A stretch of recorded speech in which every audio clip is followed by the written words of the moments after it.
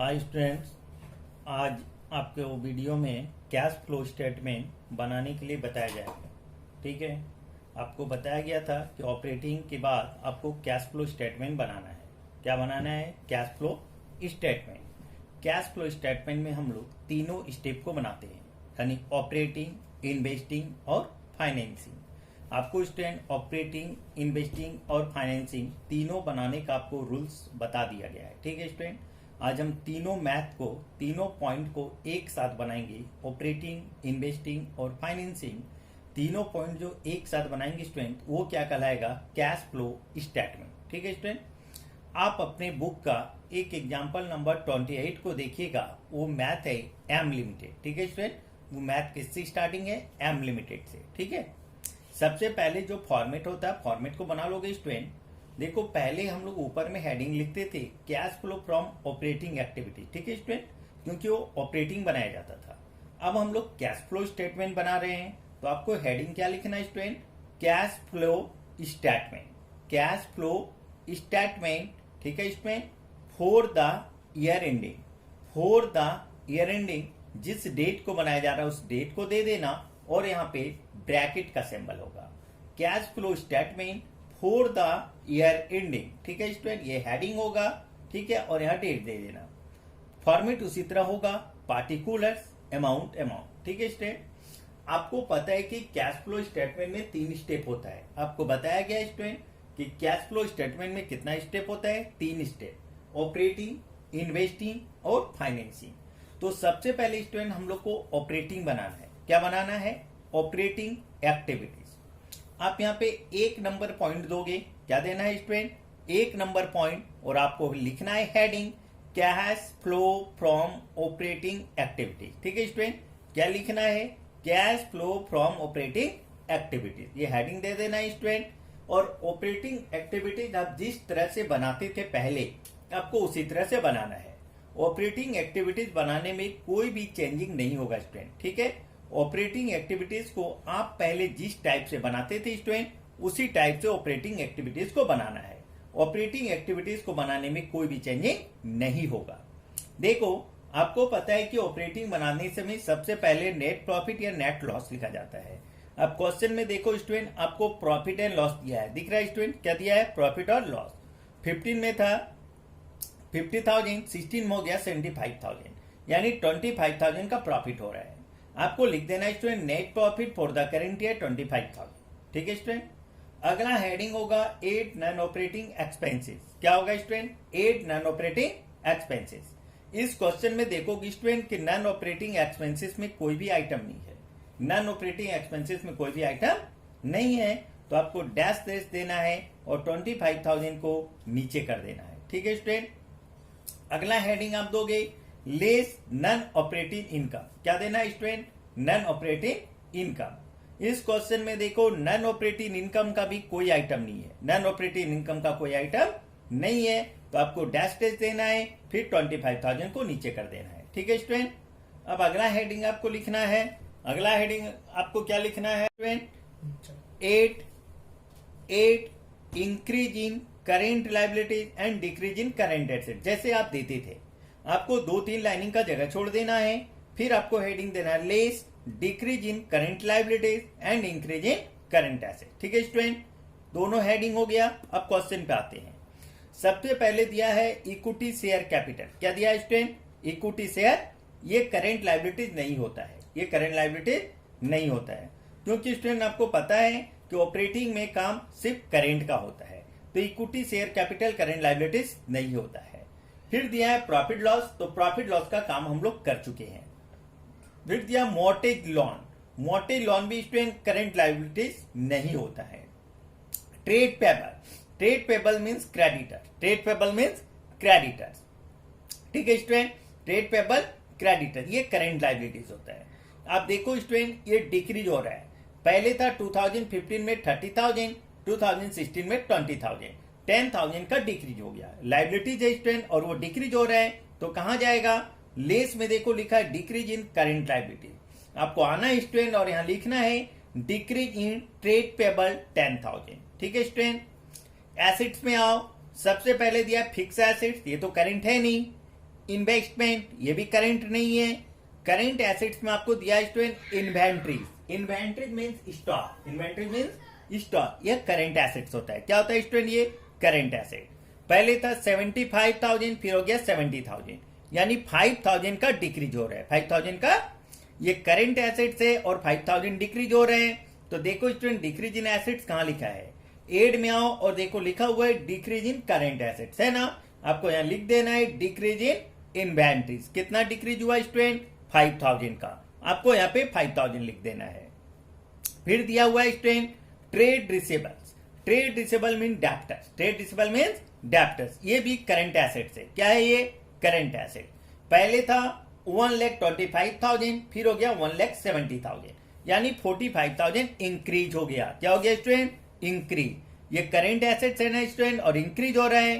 तो increase in assets कहां लिखा हुआ है? तो आप लेस के हेडिंग पे आओ और देखो यहां लिखा हुआ है इंक्रीज इन करंट एसेट, लिखा है ना स्टूडेंट। तो आपको लेस में आना है और लिखना है इंक्रीज इन ट्रेड रिसीवेबल। कितना इंक्रीज हुआ? 45,000। ठीक है स्टूडेंट, इसको ब्रैकेट कर देना है क्योंकि हेडिंग लेस है। लास्ट आपको दिया कैश। एक बात को याद रखोगे स्टूडेंट कि कैश फ्लो में कैश और बैंक का यूज नहीं होता है, इसको याद रखना स्टूडेंट। कैश फ्लो आप जब भी बनाओगे कैश और बैंक का यूज नहीं होगा। अब कोई भी आइटम नहीं है स्टूडेंट जो ऑपरेटिंग में यूज होगा। तो देखो स्टूडेंट, यहाँ पे 25,000 था, एड वाले हेडिंग में 5,000 है। 5,000 को उधर ले जाते हैं, ठीक है। 25 में 5 को प्लस करो, कितना हो गया? 30,000। अब ये दोनों को प्लस करो, 10,000, 45,000, कितना हो गया स्टूडेंट? 55,000। अब 30 में 55, 30,000 प्लस में है, 55 लेस में है स्टूडेंट। तो इसमें से इसको जब माइनस करेंगे कितना हो गया? 25,000 माइनस में आया ना स्टूडेंट। तो आपका आंसर हो गया net cash used in operating activities. ये मेरा ऑपरेटिंग एक्टिविटीज बनके कंप्लीट हो गया स्टूडेंट। क्या कंप्लीट हो गया? Operating activities. ठीक है स्टूडेंट। इसी प्रकार अगला जो हम लोग को स्टेप पे बनाना है स्टूडेंट, इन्वेस्टिंग एक्टिविटीज। क्या बनाना है? Investing activities. क्या बनाना है स्टूडेंट? क्या बनाना है स्टूडेंट? Investing activities. क्या बनाना है? Investing activities. उसी फॉर्मेट पे स्टूडेंट, कोई फॉर्मेट अलग से आपको नहीं बनाना है, ध्यान दीजिएगा स्टूडेंट। ऑपरेटिंग एक्टिविटीज को जिस फॉर्मेट में बनाया गया उसी फॉर्मेट के नीचे आप 2 नंबर पॉइंट दोगे, पॉइंट नंबर 2, और हेडिंग लिखोगे student cash flow from investing activity. ठीक है स्टूडेंट, हेडिंग क्या देना है? Cash flow from investing activity. ठीक है स्टूडेंट, हेडिंग दे दिए। ठीक है, आप थोड़ा सा इन्वेस्टिंग एक्टिविटीज के रूल्स को ध्यान देना स्टूडेंट। हम क्या बताए थे? सबसे पहले हम ये बताए थे जब भी आप इन्वेस्टिंग एक्टिविटीज बनाओगे तो आपको एसेट साइड देखना है। किधर देखना है स्टूडेंट? एसेट। आप देखो स्टूडेंट, क्वेश्चन में 2 साइड है, एक है लायबिलिटीज और एक है एसेट। लेकिन जब भी इन्वेस्टिंग एक्टिविटीज को बनाओगे आपको एसेट साइड ही देखना है स्टूडेंट। और आपको यह भी बताया गया था कि इन्वेस्टिंग एक्टिविटीज में मात्र 2 हेडिंग होता है। एक हेडिंग होता है एड और दूसरा होता है लेस। एड में हेडिंग दोगे student sale of non current assets. आपको बताया गया था स्टूडेंट, अगर कोई भी नॉन करेंट जो नॉन करेंट एसेट्स अगर जो भी है और वो अगर सेल हो रहा है तो उसको एड में लिखना है। लेस में हेडिंग क्या दोगे student? Purchase of non current asset. अगर कोई नॉन करेंट एसेट परचेज हो रहा है तो उसको लेस में दोगे। ठीक है स्टूडेंट, ये बात को याद रखना कि इन्वेस्टिंग एक्टिविटीज में मात्र 2 हेडिंग होगा, एक एड और दूसरा लेस। एड किसको करोगे? जो सेल होगा। लेस किसको करोगे? जो परचेज होगा। तो चलो स्टूडेंट, अब आते हैं क्वेश्चन पे। आपको फिर से बताते हैं स्टूडेंट, जब भी इन्वेस्टिंग बनाएंगे तो हमको एसेट साइड देखना है। चलो एसेट्स में देखते हैं student. Fix assets. Fix assets current नहीं होता है स्टूडेंट। फिक्स एसेट्स करेंट नहीं होता है। आपको हम बताए थे स्टूडेंट कि अगर कोई भी करेंट को हटा देना और बाकी जो बच गया वो नॉन करेंट होगा। तो आप करेंट को हटा देना, बाकी जो बच गया वो क्या कहलाएगा? Non current. तो फिक्स तो करेंट नहीं ना स्टूडेंट, इसलिए ये क्या है? Non current. आप देखो 2015 में था 2,50,000, 2016 में भी है 2,50,000, यानी ये फिक्स एसेट्स का अमाउंट स्टूडेंट दोनों साल इक्वल है। दोनों साल इक्वल है, ये इंक्रीज भी नहीं हुआ और ये डिक्रीज भी नहीं हुआ, इसलिए स्टूडेंट ये परचेज भी नहीं होगा और सेल्स भी नहीं होगा। ठीक है स्टूडेंट, इसलिए यहां पे इन्वेस्टिंग में जो बनाएंगे हम लोग फिक्स एसेट का यूज नहीं होगा, क्योंकि ये परचेज भी नहीं हो रहा है और सेल भी नहीं हो रहा है। आगे देखते हैं स्टूडेंट, इन्वेस्टमेंट क्या दिया हुआ है, इन्वेस्टमेंट। इन्वेस्टमेंट भी करंट एसेट्स नहीं होता है, इन्वेस्टमेंट भी करंट एसेट्स नहीं होता है। तो करंट नहीं है मतलब क्या है, नॉन करंट। देखो 2015 में था 1 लाख, फिर हो गया 1,25,000, यानी 25,000 इंक्रीज हो गया। 25,000 क्या हो गया, इंक्रीज। आपको बताए थे स्टूडेंट, अगर कोई भी नॉन करेंट एसेट का वैल्यू अगर वो इंक्रीज होता है तो वो परचेज कहलाता है। तो परचेज देखो लेस में है ना student, purchase of non current asset, आपको यहां आना है और लिख देना है परचेज ऑफ इन्वेस्टमेंट। कितना इंक्रीज हुआ, 25,000। ठीक है स्टूडेंट। इन्वेंट्रीज, इन्वेंट्रीज का यूज ऑपरेटिंग में हो चुका है क्योंकि ये करेंट था। ट्रेड रिसीवेबल, इसका भी यूज ऑपरेटिंग में हो चुका है क्योंकि ये करेंट था। कैश का यूज कहीं भी नहीं होगा स्टूडेंट, आपको फिर से बता रहे हैं, कैश और बैंक का यूज कैश फ्लो में नहीं होता है। अब कोई भी आइटम है स्टूडेंट जिसका यूज इन्वेस्टिंग में होना चाहिए, अब कोई भी आइटम आके नहीं है। तो चलिए अब हम इन्वेस्टिंग का आंसर निकाल लेते हैं। एड वाले हेडिंग में देखो स्टूडेंट कोई भी आइटम नहीं है, एड वाले हेडिंग में कोई भी आइटम नहीं है तो डैश डैश कर देना। लेस में एक आइटम है 25,000, तो क्या करना स्टूडेंट, ये 25,000 को आपको इस साइड नीचे लिख देना है, ये माइनस में है ना स्टूडेंट, तो आप इसको ब्रैकेट कर देना और इसका आंसर लिखना नेट कैश यूज्ड, क्योंकि अगर किसी का भी आंसर अगर माइनस में आता है स्टूडेंट तो यूज्ड का आप लोग यूज करोगे। Net cash used in investing activities, बात समझ में आ रहा है स्टूडेंट।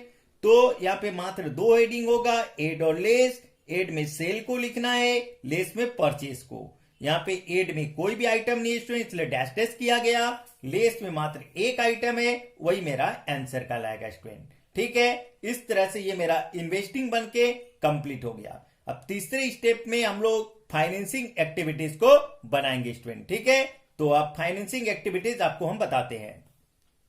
चलो स्टूडेंट, अब उसी फॉर्मेट को उस पेज में कंप्लीट नहीं हुआ, उसी फॉर्मेट को हम आगे पेज में बढ़ा देते हैं स्टूडेंट। ठीक है, आगे पेज में सिर्फ हम फॉर्मेट देंगे। ठीक है, वहां पे पार्टिकुलर अमाउंट का यूज नहीं करना स्टूडेंट, ये चीज ध्यान रखना कि मैथ वही है, सिर्फ फॉर्मेट को आगे किया गया है। आपको तीसरा पॉइंट देना स्टूडेंट, पॉइंट नंबर 3, और फिर हेडिंग देना है cash flow from financing activity. ठीक है स्टूडेंट, जैसे ऑपरेटिंग का हेडिंग दिया गया, इन्वेस्टिंग का दिया गया, उसी प्रकार से आपको फाइनेंसिंग का हेडिंग देना है cash flow from financing activity. ठीक है स्टूडेंट, अब आप फाइनेंसिंग के रूल्स को थोड़ा सा ध्यान दो स्टूडेंट। हम आपको बताए थे जब भी फाइनेंसिंग एक्टिविटीज बनाएंगे तो सिर्फ लायबिलिटीज साइड को देखना है। किस साइड को देखना है स्टूडेंट, लायबिलिटीज को बताए थे ना। और वहां भी दो हेडिंगों का बताए थे, एक एड और एक लेस। जो एड होगा स्टूडेंट उसको, जो इशू होगा उसको एड करना, और जो पेमेंट होगा उसको लेस करना। ठीक है स्टूडेंट, तो यहां पे बताया गया था कि यूज नॉन करेंट लायबिलिटीज का होता है। जैसे देखो सबसे पहले शेयर कैपिटल है ना स्टूडेंट, क्या शेयर कैपिटल, तो शेयर कैपिटल तो करेंट नहीं ना होता है, करेंट होता है नहीं, तो ये क्या हो गया, नॉन करेंट। देखो स्टूडेंट, पहले था 5 लाख, फिर हो गया 5,50,000। पहले था 5 लाख, फिर हो गया 5,50,000। कितना इंक्रीज हुआ, 50,000 इंक्रीज हो रहा है स्टूडेंट। हम बताए थे कि अगर किसी का वैल्यू इंक्रीज होता है तो वह इशू कहलाता है। आप लिखोगे student issue of equity share capital 50,000। ठीक है स्टूडेंट, इसके दिया प्रॉफिट लॉस, इसका यूज ऑपरेटिंग में हो चुका है। मॉर्टेज लॉन, मॉर्टेज लॉन मेरे लिए करंट लायबिलिटीज नहीं है, मॉर्टेज लॉन करंट लायबिलिटीज नहीं है। तो स्टूडेंट आपको बताए थे कि जो करंट नहीं है वो नॉन करंट कहलाएगा, तो ये नॉन करंट है ना। तो देखो 2015 में कुछ भी नहीं है, 2015 में कुछ भी नहीं है, और 2016 में कितना हो गया, 20,000। तो इंक्रीज कितना होगा, 20 हुआ ना। तो आपको लिखना है इशू ऑफ मॉर्टेज लॉन 20,000। ठीक है, ट्रेड पेबल, ट्रेड पेबल का काम आपका ऑपरेटिंग में हो चुका है। ठीक है स्टूडेंट, अब देखो लायबिलिटी साइड में कोई भी आइटम नहीं है जिसका यूज फाइनेंसिंग में होना चाहिए, क्योंकि फाइनेंसिंग में सिर्फ लाइबिलिटीज का यूज होगा। ठीक है स्टूडेंट, तो आप देखो 50,000 और 20,000 कितना हो गया 70,000। एड में आया ना, तो आपको लिख रहा है नेट कैश फ्लो, प्लस में आंसर आएगा तो फ्रॉम फाइनेंसिंग एक्टिविटी।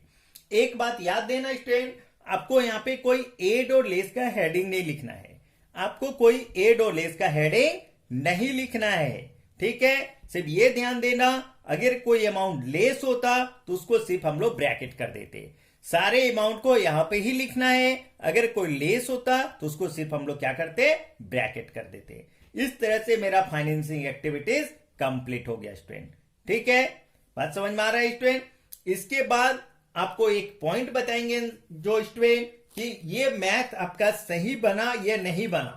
ठीक है स्टूडेंट, इसका हम लोग ओपनिंग और क्लोजिंग बैलेंस को मिलाकर यह देखते हैं कि मेरा मैथ सही है या नहीं है स्टूडेंट। ठीक है, तो देखो इसका आंसर आप कैसे देखोगे। एक चीज को ध्यान देना स्टूडेंट, हम आपको पहले बताए थे कैश और बैंक का यूज, कैश और बैंक का यूज ना ऑपरेटिंग, इन्वेस्टिंग, फाइनेंसिंग तीनों में किसी में नहीं होगा, लेकिन इसका यूज ओपनिंग और क्लोजिंग बैलेंस को मिलाने के लिए होता है। देखो कैसे होगा स्टूडेंट, 2015 में देखो कैश है 30,000, 2016 में कैश कितना है 50,000। तो पहले कैश कितना है स्टूडेंट 30,000 है ना, पहले कितना है 30,000। आपको लिख देना है ओपनिंग बैलेंस ऑफ कैश 30,000। शुरू में जो अमाउंट है स्टूडेंट 30,000, आपको लिखना ओपनिंग बैलेंस ऑफ कैश 30,000। ठीक है स्टूडेंट, अब क्या करना है आपको, आप जो तीनों बनाए ऑपरेटिंग, इन्वेस्टिंग और फाइनेंसिंग, तीनों के आंसर को आपस में कैलकुलेट कर लेना। तीनों के आंसर को आपस में क्या करना है, कैलकुलेट कर लेना और देखना कि वो प्लस में आ रहा है या माइनस में। तो आप आंसर को देखोगे स्टूडेंट थोड़ा सा, तो ऑपरेटिंग का आंसर है 25,000 माइनस में, ऑपरेटिंग का आंसर है 25,000 क्या चीज में स्टूडेंट, माइनस में। इन्वेस्टिंग का आंसर है 25,000 माइनस में। ठीक है स्टूडेंट, तो 25 माइनस माइनस प्लस कितना आ गया स्टूडेंट 50,000। फाइनेंसिंग का आंसर है 70,000 प्लस में। ठीक है, तो 50,000 माइनस में, 70,000 प्लस में, तो माइनस प्लस क्या होता है स्टूडेंट, माइनस कितना बच गया 20,000 क्या चीज में, प्लस में ना। तो आपको यहां लिखना है नेट इंक्रीज इन कैश, कितना लिखना है 20,000। अब देखो स्टूडेंट कैश का ओपनिंग बैलेंस कितना था 30 लिख दिए।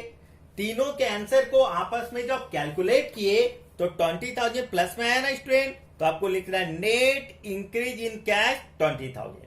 अब 30 में 20 को प्लस कर दो, कितना आ गया स्टूडेंट 50,000। अब देखो यहाँ पे कैश का बैलेंस कितना है आपका 50,000 है, क्लोजिंग बैलेंस दिख रहा है ना आप लोगों को, कैश का क्लोजिंग बैलेंस कितना है 50,000। आपको यहाँ लिख देना है closing balance of cash, closing balance of cash 50,000। बात समझ में आया स्टूडेंट, कैसे किया गया इसको, सबसे पहले कैश का ओपनिंग बैलेंस को लिखोगे, इसके बाद तीनों के आंसर को आपस में कैलकुलेट कर लेना। प्लस में आया तो नेट इंक्रीज इन कैश, अगर ये माइनस में आता तो net decrease in cash. Last में कैलकुलेट करोगे तो ये क्लोजिंग बैलेंस के बराबर ये अमाउंट आ जाएगा। ठीक है स्टूडेंट, इस तरह से मेरा ये कैश फ्लो स्टेटमेंट बन के पूरा कंप्लीट हो गया। ठीक है स्टूडेंट, आप लोगों को इस मैथ को देखना है शुरू से, फिर अगले वीडियो में और अगर कोई प्रॉब्लम को हम क्लियर करेंगे।